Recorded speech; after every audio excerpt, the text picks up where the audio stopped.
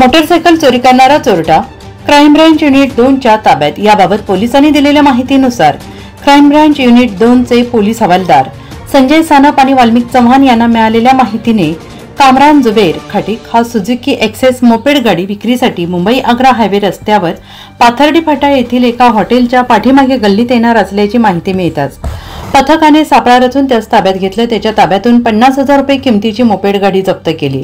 सदर आरोपितास पुढील तपासकामी इंदिरानगर पोलीस ठाणे यांच्या ताब्यात दिले। सदरची कामगिरी पोलीस आयुक्त संदीप कर्णिक, पोलीस उपायुक्त किरण कुमार चव्हाण, सहाय्यक पोलीस आयुक्त संदीप मिटके यांच्या मार्गदर्शनाखाली क्राईम ब्रांच युनिट 2 सहाय्यक पोलीस निरीक्षक हेमंत तोडकर, समाधान हिरे, पोलीस उपनिरीक्षक मुख्तार खान पठाण, पोलीस हवालदार संजय सानप, प्रकाश बोडके, अतुल पाटील, चंद्रकांत गवळी, प्रकाश महाजन, वाल्मिक चव्हाण, मनोज परदेशी, पोलीस अंमलदार प्रवीण वानखेडे, संजय पोटिंदे, तेजस मते, पोलीस अंमलदार जितेंद्र वजिरे आदींनी ही कारवाई केली आहे।